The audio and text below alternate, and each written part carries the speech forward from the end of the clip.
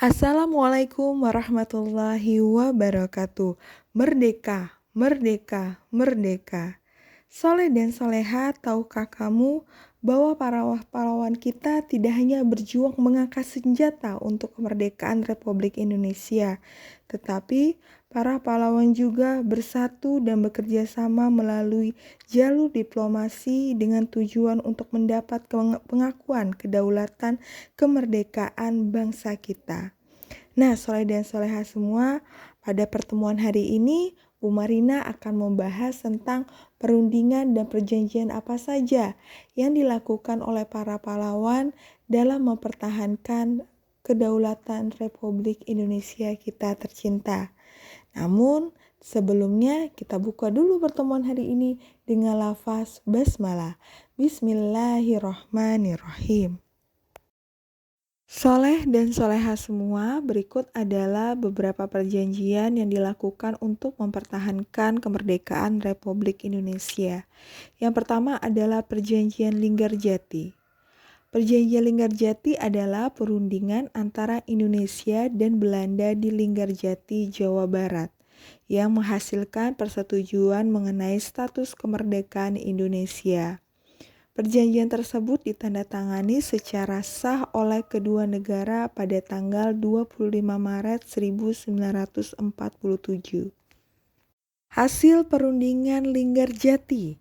Yang pertama, Belanda mengakui secara de facto wilayah Republik Indonesia yaitu Jawa, Sumatera, dan Madura. Kedua, Belanda harus meninggalkan wilayah Republik Indonesia paling lambat tanggal 1 Januari 1949.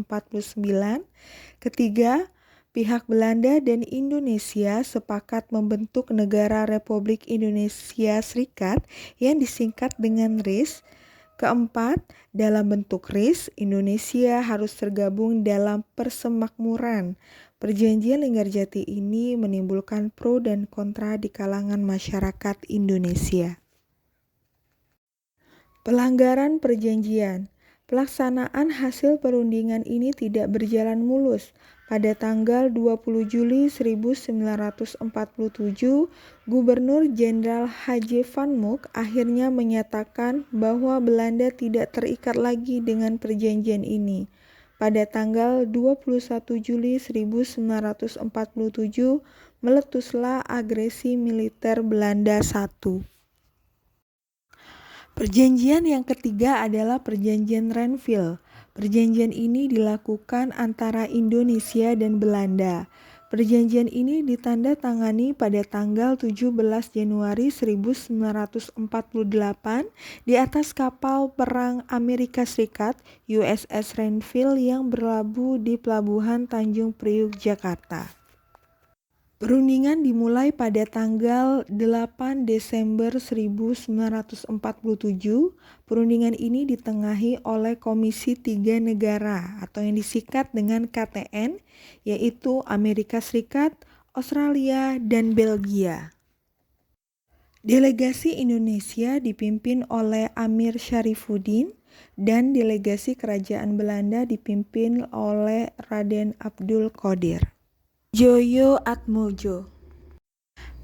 Hasil perundingannya adalah yang pertama, Belanda hanya mengakui Jawa Tengah, Jogja, dan Sumatera sebagai bagian wilayah Republik Indonesia. Kedua, disetujuinya sebuah garis yang memisahkan wilayah Indonesia dan daerah pendudukan Belanda.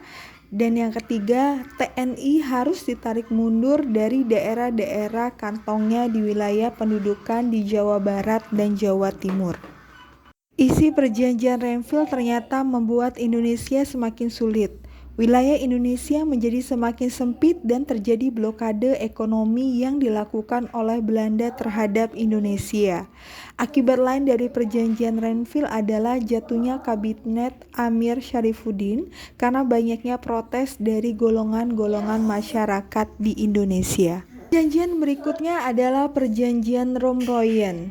Perjanjian ini dimulai pada tanggal 14 April 1949 dan ditandatangani pada tanggal 7 Mei 1949 di Hotel Des Indes, Jakarta.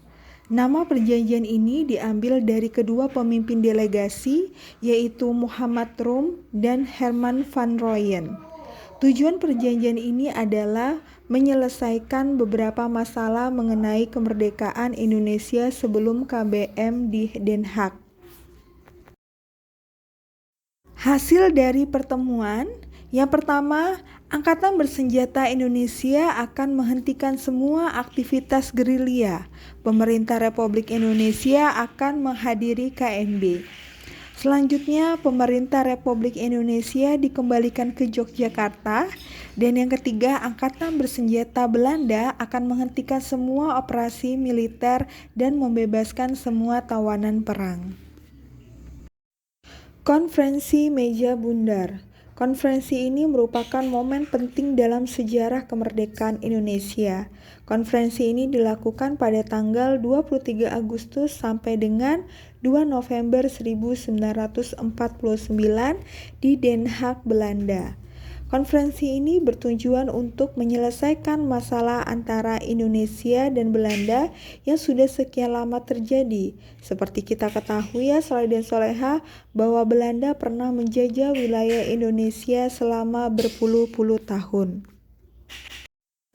Salah satu perwakilan Indonesia dalam konferensi ini yaitu Dr. Andes Muhammad Hatta. Hasil dari konferensi Meja Bundar adalah yang pertama, Belanda mengakui RI sebagai negara merdeka dan berdaulat. Yang kedua, status Irian Barat diselesaikan dalam waktu setahun sesudah pengakuan kedaulatan. Ketiga, akan dibentuk Uni Indonesia Belanda. Keempat, RIS mengembalikan hak milik Belanda dan memberikan hak konsensi dan izin baru untuk perusahaan-perusahaan Belanda. Dan yang terakhir, pengambil alihan utang Hindia Belanda oleh Republik Indonesia Serikat. Oke, Soleh dan Soleha semua, itulah ya beberapa contoh perundingan-perundingan yang dilakukan oleh para pahlawan dalam mempertahankan kemerdekaan Republik Indonesia kita tercinta.